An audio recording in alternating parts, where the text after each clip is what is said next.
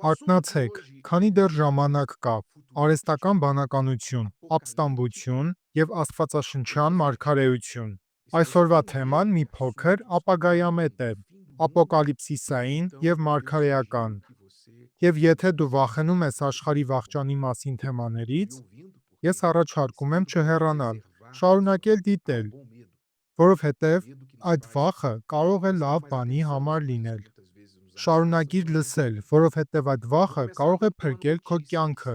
Կան առողջ վախեր, այն վախը, որը ստիպում է ուշադիր լինել այն բաների նկատմամբ, որոնք մեզ սպառնում են, իսկ մենք դա չենք էլ գիտակցում։ Սկսեմ մի նորությամբ, որը վերջերս հայտնվեց տեխնոլոգիական աշխարհում։ Միգուցե չես լսել այս մասին, քանի որ այն նախատեսված է մասնագետների համար, բայց շատ կարևոր է։ Հետո կխոսեմ Աստվածաշնչի մասին։ Ինչ կապ ունի այս ամենը Սուրբ Գրքի հետ։ Նորությունը հետևյալն է. Google-ի նախկին գլխավոր տնօրեն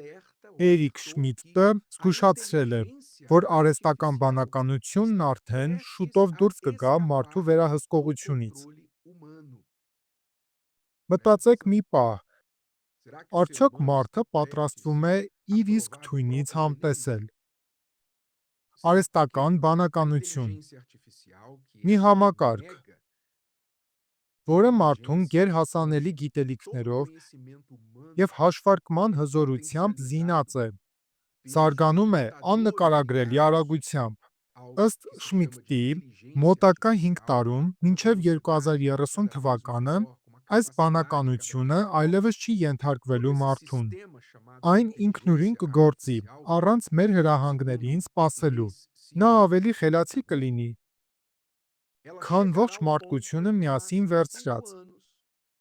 Այն ֆիլմերը, որտեղ մեքենաներն ապստամբում էին մարդկանց դեմ, արդեն կարող են դադարել լինել սոսկ ֆանտաստիկա։ Էրիկ Շմիդտն ասում է. Ոչ ոք չգիտի, ինչ է լինելու հետո։ Իսկ ինչ է սա նշանակում մեզ համար։ Մարդը կկորցնի վերահսկողությունը իր իսկ ստեղծած բանականության նկատմամբ և կդառնա դրա ստրուկը։ Բայց չէ՞ որ նույնը մարդը արել է Աստծո հետ։ Աստված նրան ստեղծեց, խելք տվեց, առաջնորդեց, բայց մարդն ասաց. «Ես Աստծուն այլևս չեմ հավատում»։ Շատերն ասում են. Աստված գոյություն չունի։ Միայն տգետներն են հավատում նրան։ Բայց հիմա, ըստ մարգարեության, կամ կարելի է ասել ճակատագրի հեգնանքի, մարդը պատրաստվում է զգալ իր իսկ փառասիրության հետևանքը։ Ինչպես նա ամբոստացավ իր Արարչի դեմ, այժմ իր իսկ ստեղծածը, արհեստական բանականությունը, նույնը կանի։ Սակայն Աստված նախապես զգուշացրել է։ Երեմիայի մարգարեությունում 2-րդ գլխում 17-րդ խոսքում։ Այնտեղ գրված է. «Միթե դու քեզ վրա այս բանը չբերեցիր, լքելով Տիրոջը, քո Աստծուն, երբ նա քեզ առաջնորդում էր ճանապարհին»։ Հռոմեացիներ 1-րդ գլուխ 22-րդ խոսքում ասվում է.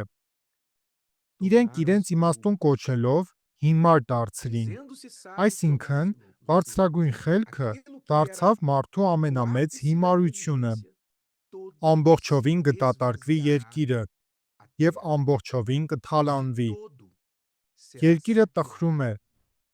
մարում է, նույնիսկ մեծերը թուլանում են։ Երկիրը պղծվել է իր բնակիչների պատճառով։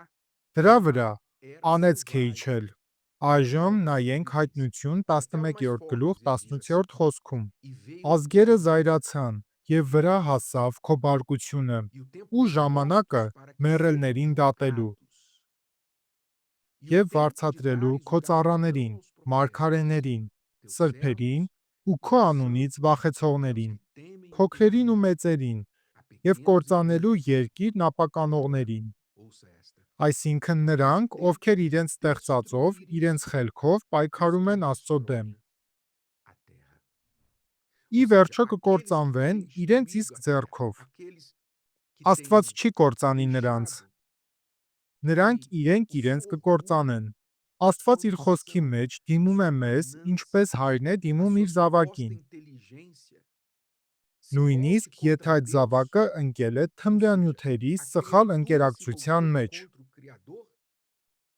Նա ասում է. «Վերադարձիր տուն, որդիս, սա չէ այն կյանքը, որ քեզ համար նախատեսել եմ»։ Աստված ասում է. «Վերադարձիր ինձ մոտ, քանի դեռ ուշ չէ»։ Որովհետև եթե չվերադառնաս, կործանումը անխուսափելի է։ Հովսե մարգարեն ասում է. «Քո կորստյան համար, ով Իսրայել, դու ապստամբեցիր իմ դեմ, այսինքն դա քո կորուստն է»։ Եվ այսօր նույնն է, մարդը ապստամբել է իր Արարչի դեմ, ինչպես որ տեխնոլոգիական առաջնորդները մտահոգված են և ասում են. «Մենք ստեղծել ենք մի բան, որը չենք կարող այլևս կառավարել, բայց ի տարբերություն մարդու, Աստված գիտի, թե ինչ է լինելու վերջում, և որպես դատավոր, նա վերջում